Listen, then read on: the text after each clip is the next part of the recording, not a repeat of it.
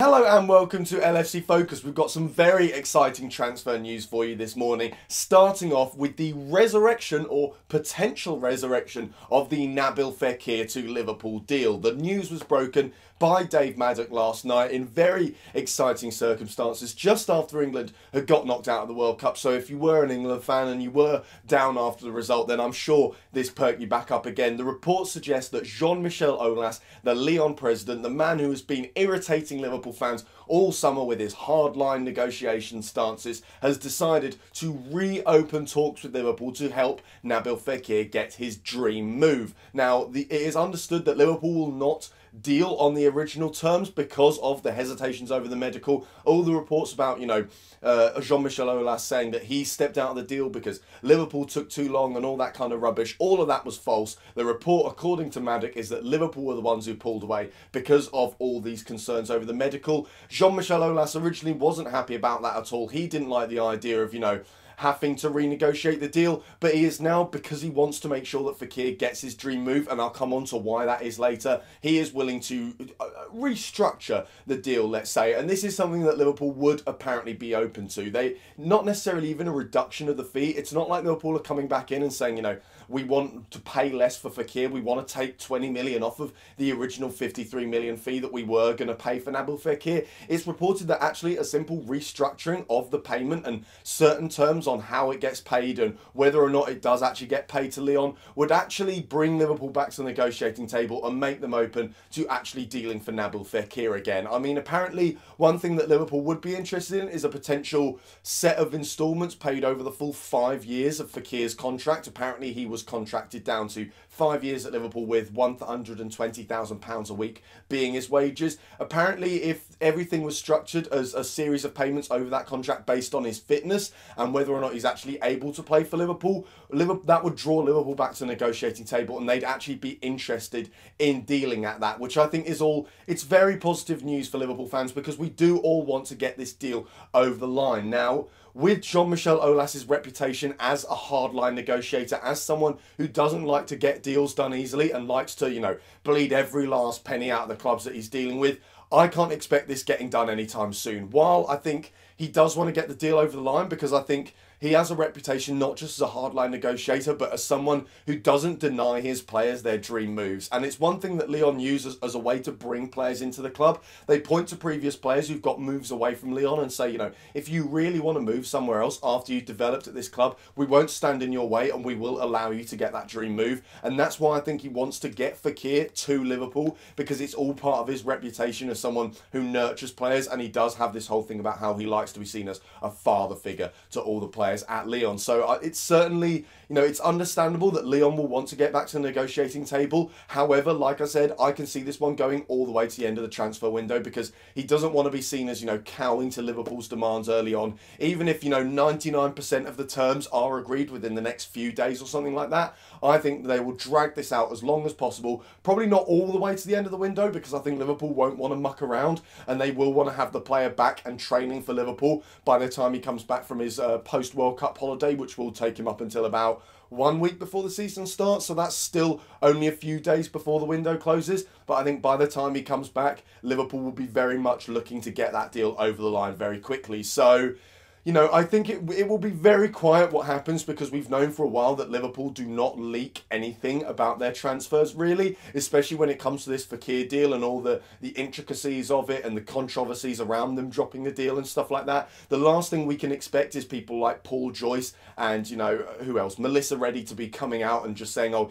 Liverpool are back at the negotiating table now. Liverpool are willing to do X, Y, and Z to get Fekir here. All of these reports are still coming out of the Fekir end of things, coming from his representatives and coming from the Lyon end of things as well. So don't expect any sort of concrete news on what's happening anytime soon unless it comes from the Lyon end. But this is hugely positive, and I think the fact that Aulas is willing to give in to Liverpool's demands essentially and actually reach out to them and say, actually no, come back, we will deal, we will negotiate restructuring of the deal and stuff like that is very positive news. And for me, a clear indication that this deal might actually get over the line between now and the end of the window. And interestingly, Lyon, it is also reported by Dave Maddock, are now looking for Fekir's race replacement and have identified Hakim Ziyech. And the fact that this player, he wants to leave Ajax, he's established that already, he is looking for a new club, means that if he was to move to Lyon, that deal would probably get over the line pretty quickly. And I think that's a positive thing as well, because the sooner Lyon get in their Nabil Fekir replacement, the sooner they'll become more and more interested in maybe just, you know,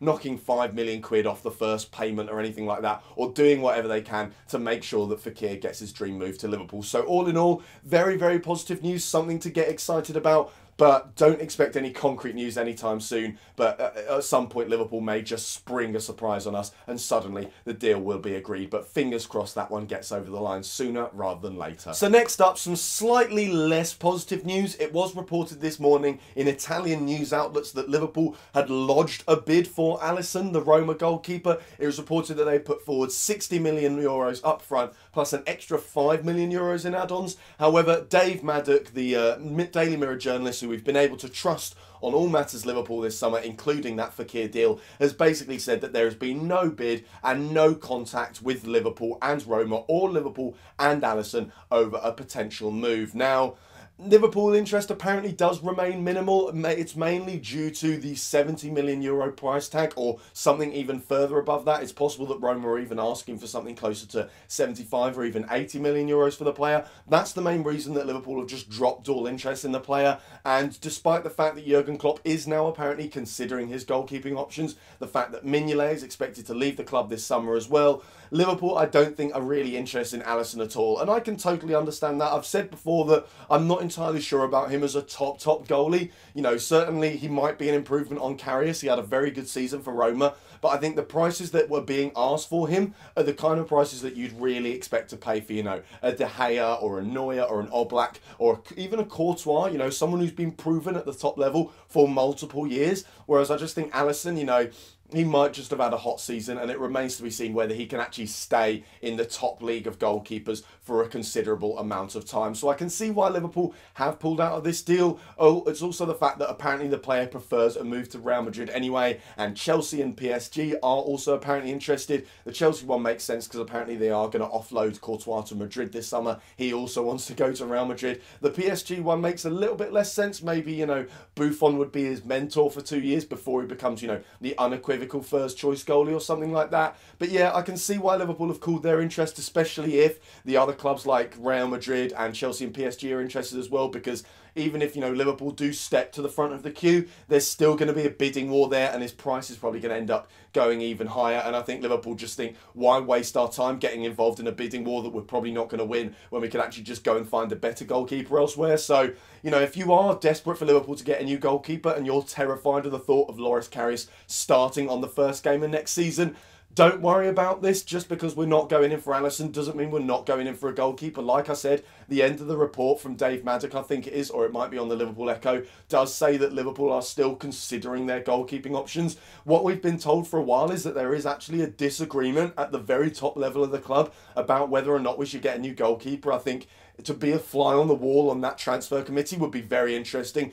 because the reports do suggest that, you know, there's some people who are very much saying we should get a new goalkeeper, some people saying that we should actually stick with Loris Karius. Now, with what's happened with Loris Karius recently, the Tranmere game being the case in point, that's probably given a lot more ammunition for the guys who are saying that we should get a new goalkeeper, and it's chipped away at the armour of the guys who are saying that we should stick with Loris Karius. So I think we may see a shift in terms of the transfer policy there over the next few days. The fact that the Alisson rumours are resurfacing could potentially be indicative of that.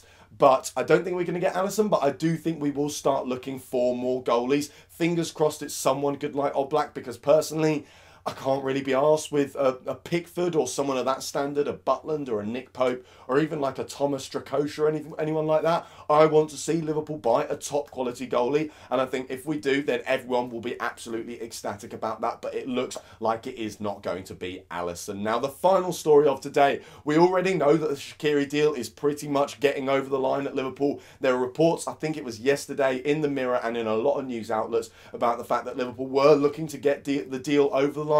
Paul Joyce tweeted last night at the ungodly hour of 4 minutes after midnight, Goodness knows why. It's just how the fella operates. I mean, the embargoes are at 10:30. He doesn't need to tweet that late, but he does it anyway. He tweeted that Liverpool were closing in on a deal for Xherdan Shaqiri. I think that basically means that it's almost definitely going to get done at this stage. You know, Paul Joyce does not tweet lightly when it comes to Liverpool transfer news. So I think this one, unless, you know, we see another hitch like a medical or personal terms, or it turns out the release clause was all a sham and it doesn't exist, which is highly unlikely, then this one is almost certain to get over the line, and I think it will be a matter of days before we see Shaqiri wearing a Liverpool shirt. Now, there was a report in Italy this morning as well that Lazio were interested in the player, which almost threatened to scupper the move, but the fact of the matter is Shaqiri apparently still wants a move to the Premier League. That is where he wants to be playing, and Liverpool is his dream club. So as long as Liverpool don't see any reason to pull out of negotiations at the last minute, or Stoke don't see any reason to pull out of negotiations at the last minute, expect this one to be done over the coming days, I think. So that is all for today's video. Thank you guys very much for watching. If you did enjoy this video, why not give it a like? If you're new around here as well, hit that subscribe button there. Check out some of the other videos that have been out on the channel over the past few days as well. Don't forget to follow at LFC Focus TV on Twitter, and I'll be back soon with hopefully some more positive transfer news. Bye for now.